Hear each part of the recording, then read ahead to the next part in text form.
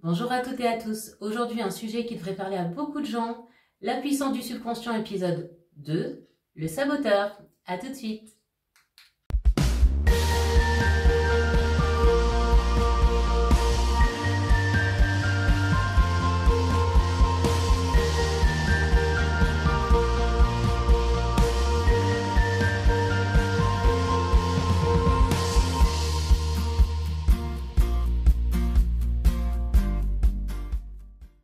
Alors avant d'entrer dans le vif du sujet, je voudrais remercier une fois de plus toutes les personnes qui se sont abonnées, qui ont liké, partagé, commenté.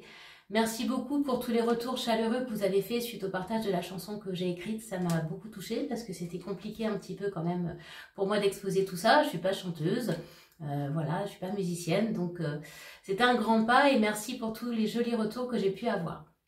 Alors maintenant, pour rentrer dans le vif du sujet, le saboteur. Alors, qui est le saboteur? C'est le petit diable sur l'épaule qui vient dire mais ta santé est nulle, tu vas jamais y arriver, et puis qu'est-ce qu'on va penser de toi, et pia. Alors, le saboteur, qu'est-ce qu'il vient faire ici? Pourquoi est-ce qu'il vient nous dire ça? En fait, je vais reprendre un petit peu ce que j'avais dit dans une autre vidéo, mais c'est important pour bien comprendre le mécanisme.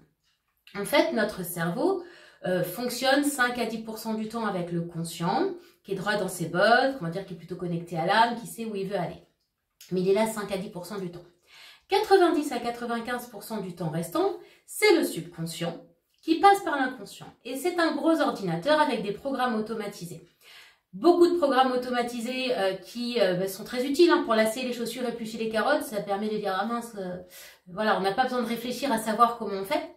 Mais il y a beaucoup de programmes automatisés, il y a des blessures. Blessures de cette incarnation, blessures d'autres incarnations, d'autres vies, ou blessures qu'ont pu subir des ancêtres. Et notre gros ordinateur, il a sa grande banque de données avec laquelle il compare en permanence toutes les situations qu'on vit. Et en fonction de ce qu'il trouve, c'est-à-dire s'il y a des mémoires qu'on appelle des mémoires actives, une mémoire active, c'est quoi? C'est une situation traumatisante, traumatique, qui n'a pas pu être intégrée sans stress ni résistance. En gros, on ne l'a pas digérée. Et bien, s'il trouve ce genre de mémoire, ça va générer une réaction particulière de protection et de défense.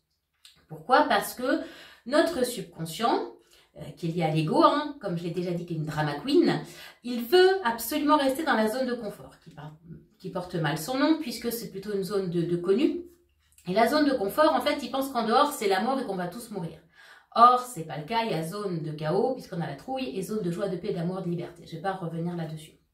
En tout cas, notre subconscient, notre ego, est persuadé que s'il sort de la zone de confort, il va mourir. Donc, c'est panique à bord. Alors, du coup, qu'est-ce qu'il fait?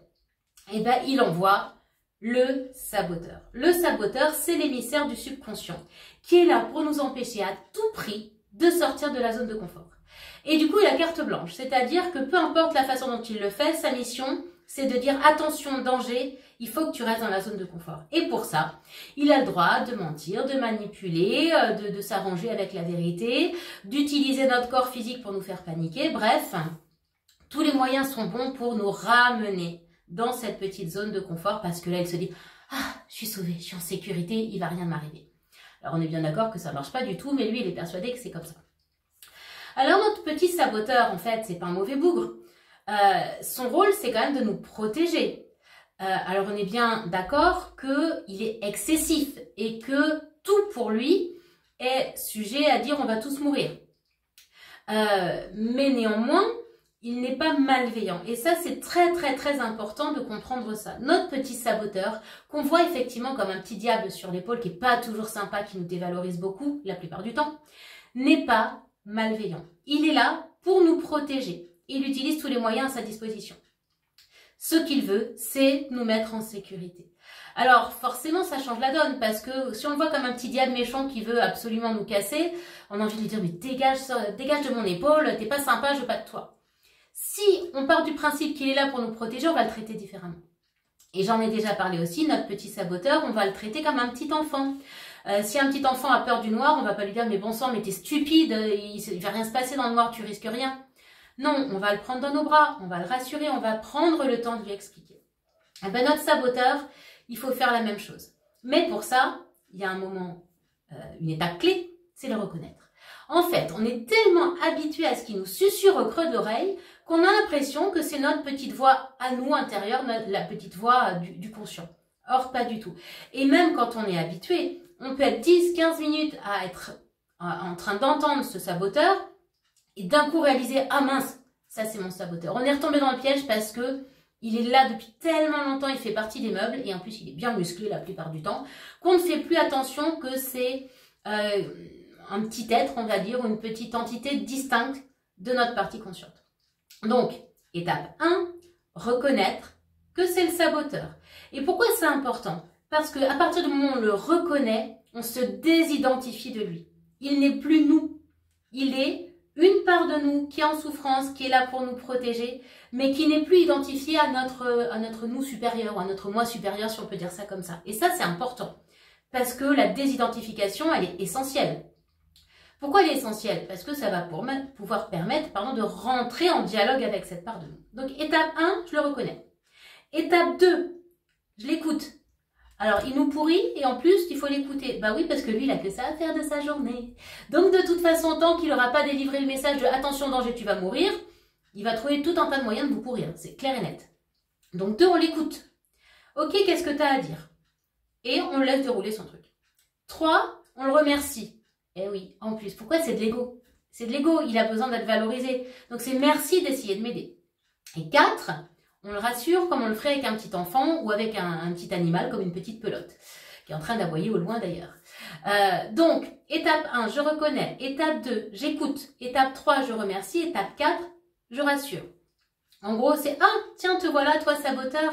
Ok, qu'est-ce que tu as à me dire? Ok, je suis nulle, je vais pas y arriver, c'est une mauvaise idée. D'accord, j'ai entendu ce que tu m'as dit. Merci d'essayer de m'aider, mais t'inquiète pas, je vais faire autrement. Et puis si ça se passe mal, ben, je changerai mon fusil d'épaule ou j'aurai une telle personne qui pourrait m'aider. Et puis j'ai prévu ça et ça. » Vous allez le rassurer. Et votre petit saboteur, il se dit « Ok, moi j'ai rempli ma mission puisque je dis attention danger. Moi, petit égo, on m'a remercié et on m'a rassuré, on me dit tout va bien, tu vas pas mourir. » Ben, votre saboteur, il vous fiche la paix, il va dormir. Jusqu'à la prochaine fois, on est d'accord parce qu'il a un sommeil quand même assez léger. Alors maintenant, quelle forme, on va dire, peut prendre ce saboteur? Alors, quelle forme? Pas physique, on est bien d'accord. La forme principale, souvent, c'est l'auto-flagellation, l'auto-dévalorisation. T'es nul, tu vas pas y arriver, qu'est-ce qu'on va penser de toi? Ben, de toute façon, mais regarde par rapport à telle personne qui fait ci, tellement mieux que toi, pia, pia, pia, pia, pia, pia, pia. Ça, c'est le grand classique, la dévalorisation. Et je vous rappelle que j'ai été jusqu'à me brûler le poignet, un étendon étant l'autodévalorisation de soi-même. Donc, j'ai été très bien visitée par mon saboteur à ce moment-là. Ensuite, il va utiliser d'autres techniques. Par exemple, l'oubli.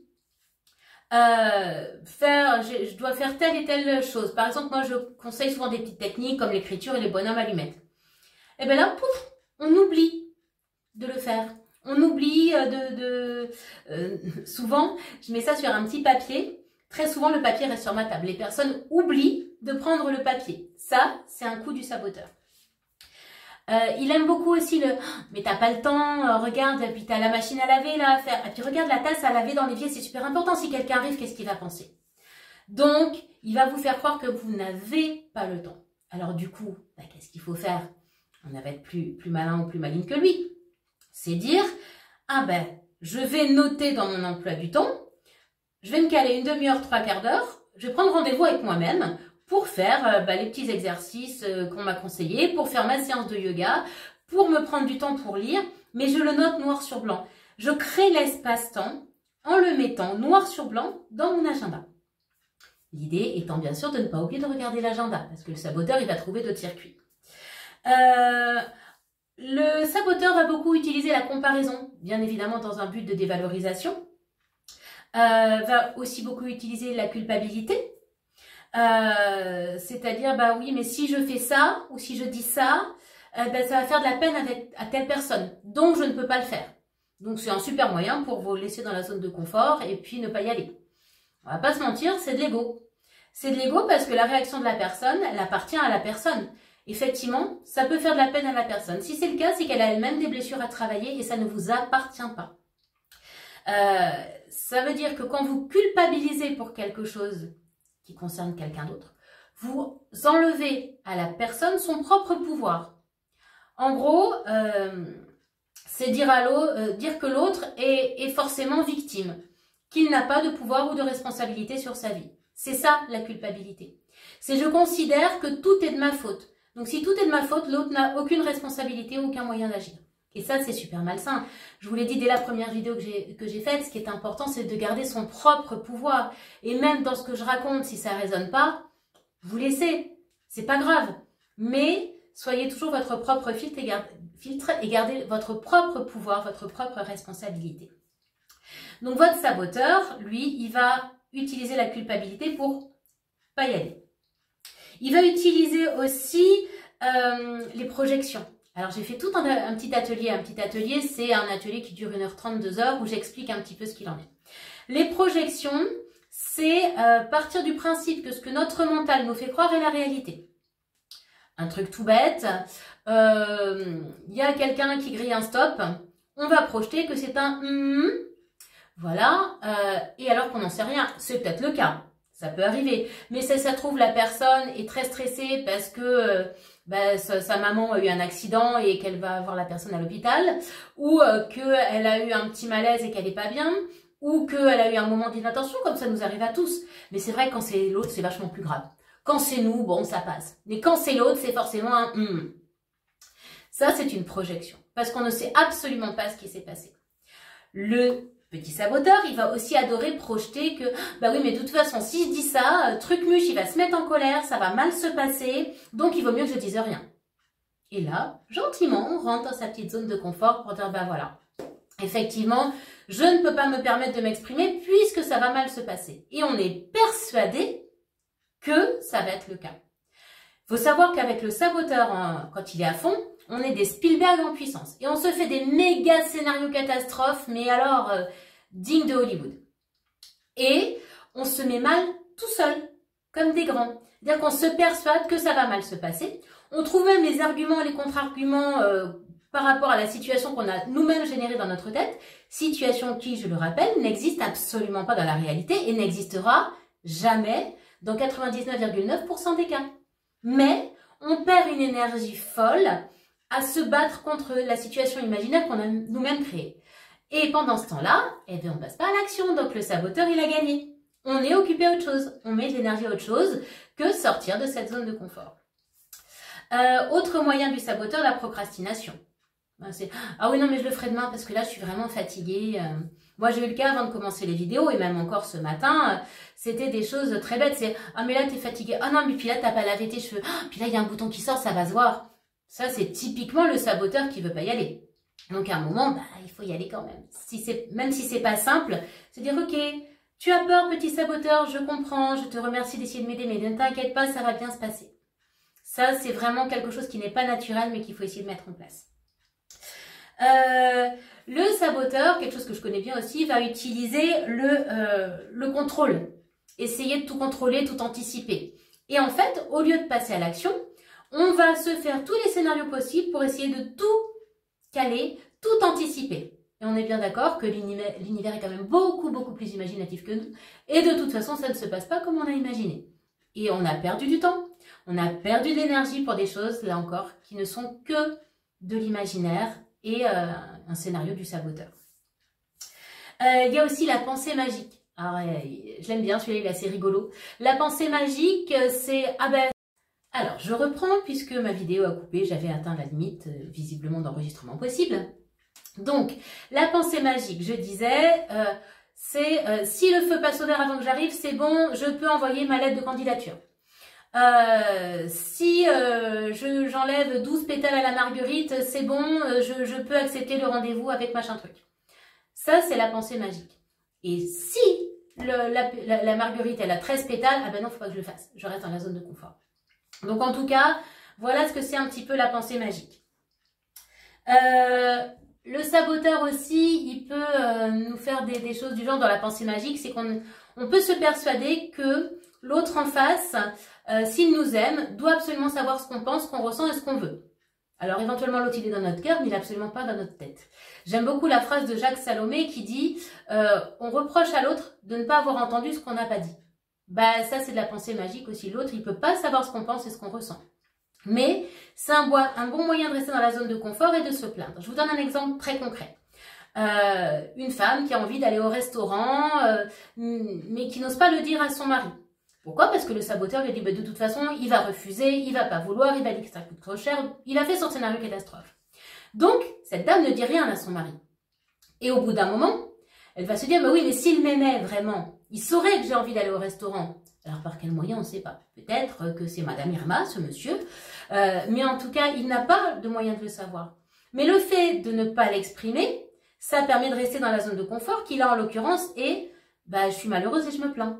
Alors ça marche pour les hommes avec les femmes, on est bien d'accord. Là je prends l'exemple féminin parce que je suis une femme, mais l'inverse est tout aussi vrai. Donc, attention à cette croyance que l'autre doit savoir ce qu'on ressent parce qu'il nous aime. Non, il ne peut pas être dans notre tête, c'est pas possible. En tout cas, voilà, le saboteur, faut vraiment apprendre à le reconnaître, c'est hyper important. On peut le personnifier.